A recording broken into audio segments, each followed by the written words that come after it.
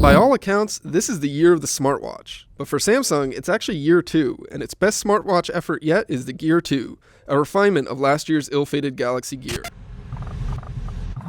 Samsung has fine-tuned almost everything in the $299 Gear 2. It's slimmer, lighter, more comfortable to wear, quicker to use, and longer lasting between charges. It's also more attractive to look at, but it doesn't quite shake off the "I'm wearing a computer on my wrist and everyone knows it" appearance. Last year's model was clunky, uncomfortable, and frankly pretty ugly. The Gear 2 is a great improvement in those respects. I've worn it for a week straight without finding it too much of a burden on my wrist. The main attraction here is still the 1.63-inch square Super AMOLED display that's bright, colorful, has great viewing angles, and is easy to read outdoors. It's a touchscreen, and it remains your main point of interaction with the Gear 2, but below it Samsung has put a convenient home button, so you don't have to rely on swipe gestures quite as much as before. The display is not always on, but the Gear 2 is much better at waking up when you lift your arm up to check the time, making it much less annoying to do so. The other big change that Samsung did to the hardware was move the camera off of the strap and integrate it into the watch housing itself. As a result, the design is much sleeker, the camera is less of an eyesore, and crucially, it lets you swap the strap for a different one. It took me less than 5 minutes to put on a more comfortable leather strap to replace the included plasticky rubber one on the Gear 2. Samsung did add a couple new hardware features to the Gear 2 this time around. There's an integrated IR blaster which can be programmed to control an entertainment system, and like the fitness-focused Gear Fit, the Gear 2 can measure your heart rate and track your steps or sleep activity. Step counting is significantly more accurate than the Gear Fit, and it's a welcome addition to the Gear 2, but the heart rate monitor remains slow and difficult to use. Fortunately, Samsung's S Health app that pairs with the Gear 2 and Gear Fit has been updated to display sleep tracking information, but I'm still not convinced at how useful that information actually is. The Gear 2 also has the same fitness coaching features as the Gear Fit, but its bigger size and heavier weight make it less comfortable to wear when you're working out. You can now load music on the Gear 2 itself, so you don't need to carry around your phone when you're doing a workout, but the interface to do so is pretty clunky and it doesn't do anything for you if you use Spotify or another streaming service. Samsung says the Gear 2 is more responsive and faster to use than last year's model, and for the most part that's the truth. The interface hasn't changed at all visually, but under the hood, Samsung has swapped the Android software for a platform based on Tizen. You can't tell the difference between the two, but the chances that the Gear 2 will ever work with a non-Samsung smartphone are pretty slim now. Swipes and gestures are more responsive, and it makes the whole experience much less frustrating than before. But notifications, especially from third-party apps, are still not very useful, and you have to use Samsung's own messaging and mail apps to take advantage of the quick message replies and other conveniences. It also requires way too many taps to clear a notification. With the new platform, Samsung is supporting third-party apps, which can be downloaded via the Gear Companion app on a Samsung smartphone. At this point, the app choices are pretty limited, with most of them consisting of calculators or custom watch faces. One of the big features of the original Galaxy Gear was the ability to make and receive phone calls from your wrist, Dick Tracy style. The Gear 2 still does this, but it doesn't improve the experience much. I still have to project my voice quite a bit for the other party to hear me, and when they speak, the audio quality is pretty low. It's still a parlor trick more than a useful feature. You can do other things with your voice too, such as set timers, call contacts, and so forth, but you still have to touch the screen at some point to confirm your command, which feels unnecessary when you just want to start a timer while cooking in the kitchen. Battery life was a big problem with last year's Galaxy Gear, requiring you to charge it every day just like your smartphone. The Gear 2 does better, but not by much. I still had to charge it every 2.5 days, and it requires a clunky clip-on adapter that's easy to lose. A smartwatch that can be charged on the weekend and last through to the next weekend would be ideal, but the Gear 2 is not there yet. Overall, the Gear 2 is a marked improvement over last year's model, but to be honest, that wasn't a very high bar to meet. Samsung improved a number of things, from the design of the hardware to the responsiveness of the software to the battery life between charges, but a number of nagging issues remain, and if you're not using a Samsung smartphone, you can't get in on the fun at all. The Gear 2 is definitely the best smartwatch Samsung has created, and it's a better option than the Galaxy Gear or the fitness-focused Gear Fit for pretty much everything. But this is the year of the smartwatch, and there are certainly better things on the horizon.